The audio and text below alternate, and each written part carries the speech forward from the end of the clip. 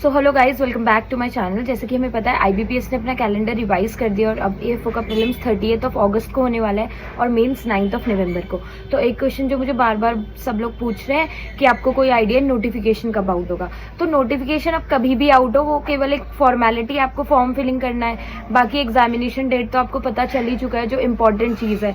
तो अब आपके पास टाइम काफ़ी कम है। अब आप लोग प्रिपरेशन में ज़्यादा ध्यान दें। जब भी नोटिफिकेशन आउट होगा, जितनी भी वैकेंसीज आएंगी, ये सब आपको पता चल जाएगा। अभी जो आपके लिए सबसे इंपॉर्टेंट चीज़ है वो है आपका प्रिपरेशन। ठीक है, तो आप उस पर ध्यान दें, अपनी स्ट्रैटेजी बनाएं, एक प्रीलिम्स पे फोकस करें अपना।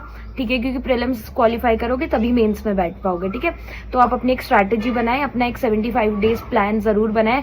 अगर आपको चाहिए कि आपको एक आइडिया चाहिए कि आपका प्लान कैसा होना चाहिए, तो मेरे चैनल पे वीडियो है जो मैंने अभी परसों ही अपलोड करा था, आप वो देख सकते हैं। दूसरी चीज़ जो बार बार मुझसे पूछी है कि अभी 8th सेम में है तो क्या हम एलिजिबल है फॉर्म फिलिंग के लिए। देखो, 8th सेम में हो मतलब आप अब हो ही जाओगे ग्रेजुएट, है ना।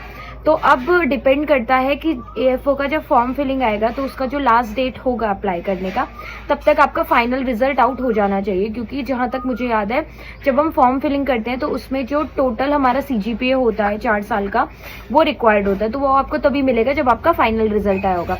तो अब ये डिपेंड करता है कि आपका फाइनल रिजल्ट जो फॉर्म फिलिंग के लास्ट डे है उससे पहले आ रहा है या बाद में आ रहा है। उससे पता चलेगा आप फॉर्म फिलिंग के लिए एलिजिबल है या नहीं है।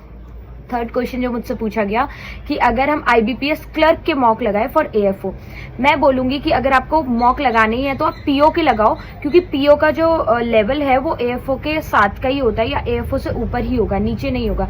क्लर्क का जो एग्जामिनेशन लेवल होता है जो आता है प्रीलिम्स में, वो एएफओ से नीचे ही होता है। तो अगर आपको थोड़ा टक्कर के अपने मॉक्स देने हैं तो मैं आपको बोलूंगी कि आप पीओ के दो। ठीक है, वरना आपको काफी सारे एएफओ के लिए मॉक्स मिल ही जाएंगे, mock test series. But in case अगर आपको लग ही रहा है तो आप पीओ के जरूर दे सकते हैं। ठीक है, तो आई होप आप सब लोग अच्छे से प्रिपेयर कर रहे होंगे, क्योंकि अब टाइम काफी कम बचा है। बस अच्छे से प्रिपेयर करते रहो, मेहनत करते रहो। इस बार ऐसा करना है कि बस यही पहला अटेम्प्ट हो, यही लास्ट अटेम्प्ट हो, इसके बाद कोई अटेम्प्ट ना देना पड़े। इस बार पेपर क्रैक करना ही है। तो आप सब लोग अच्छे से प्रिपेयर करते रहे। ठीक है, हम लोग मिलेंगे नेक्स्ट वीडियो में। Bye bye.